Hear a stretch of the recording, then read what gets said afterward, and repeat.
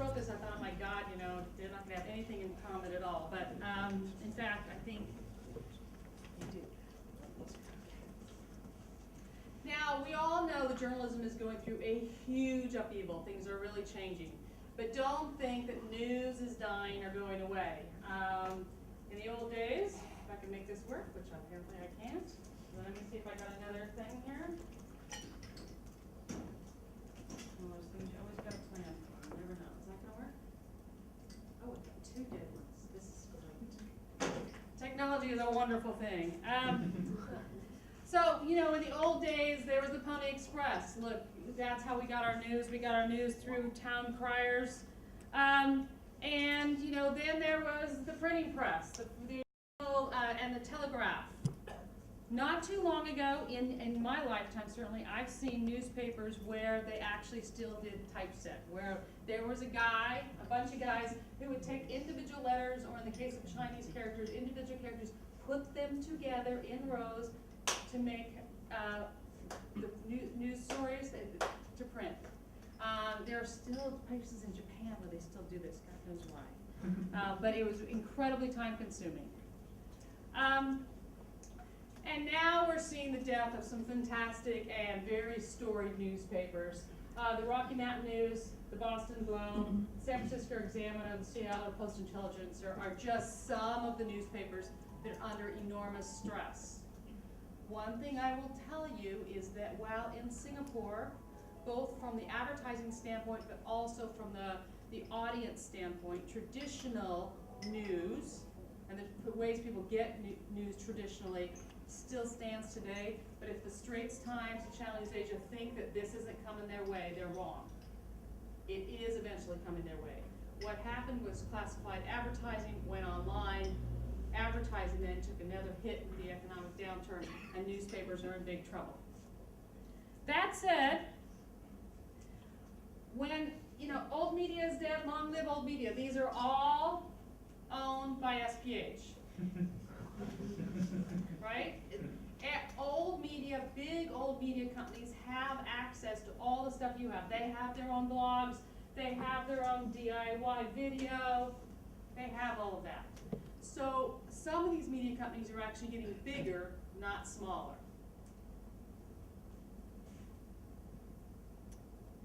And in some cases, old media will dominate in ways that it didn't before.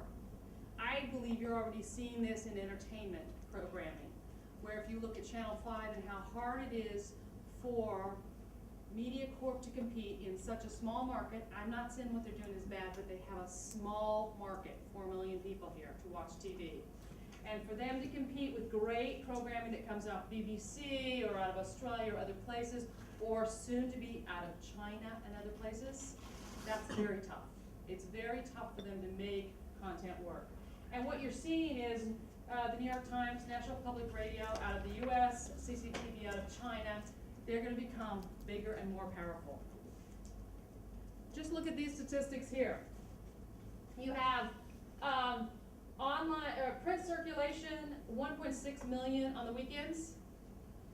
You have online readers, 13 million.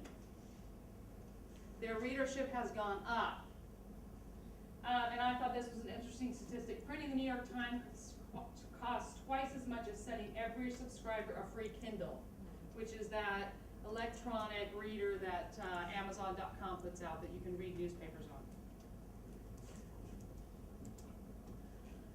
And when I ask audiences, pretty much anywhere what they would prefer, if they're creating content, if they captured this picture of this fire down by the Marine Barrage, where would they want it? Would they want to put it on YouTube? Would they want to put it on their blog? Or would they want it on Channel News Asia?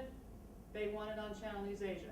When I ask if they got a big scoop about, or a big idea about the Youth Olympics, where would they want it? Forum page, their Friendster page, or CNN?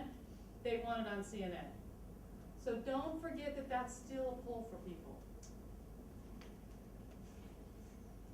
What's next? Well, a lot of things are next, I think. True Slant is still in alpha. It's not even in beta yet. But it was started by some journalists from New York Times, Wall Street Journal, Washington Post. And it's part blog, part news. And everybody that writes for it gets revenue based on how many page views they get, how many unique visitors they get. It's an interesting concept. As I say, it's still in alpha, so they're still working out the details. What else is next? Well, this is Willamette Week, which is the weekly alternative newspaper in my hometown of Portland, Oregon. And they won a Pulitzer Prize about 3 years ago for some coverage they did, so they were able to do really good investigative reporting that they won an award for. They've also created a great online site where they have a lot of weekend, do this on the weekend, here's the right restaurant, that kind of coverage.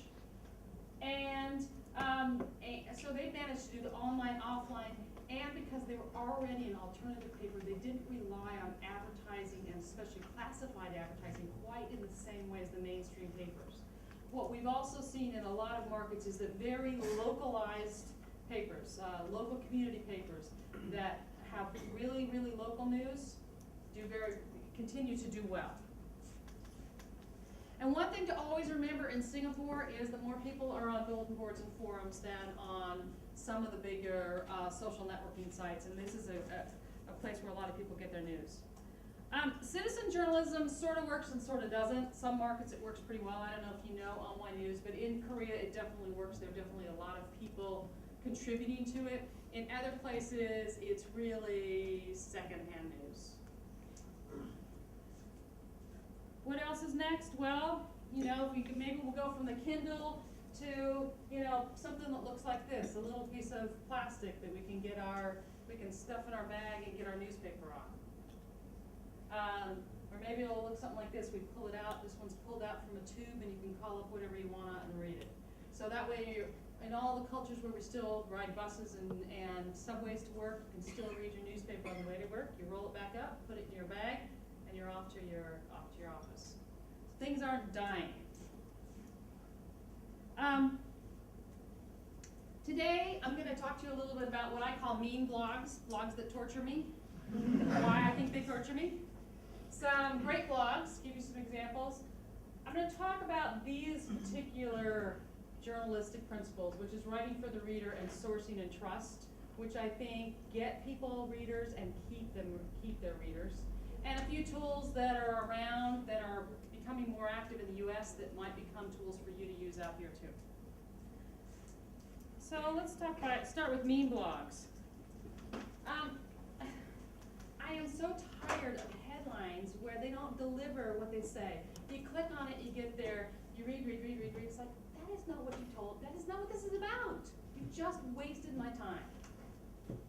So unless you're really going to deliver on your headline, you know, because the headline is the clickability factor. So I go to the front page, I click on it, I get there, and it ain't there. So either the person isn't writing their own headline, somebody is to try to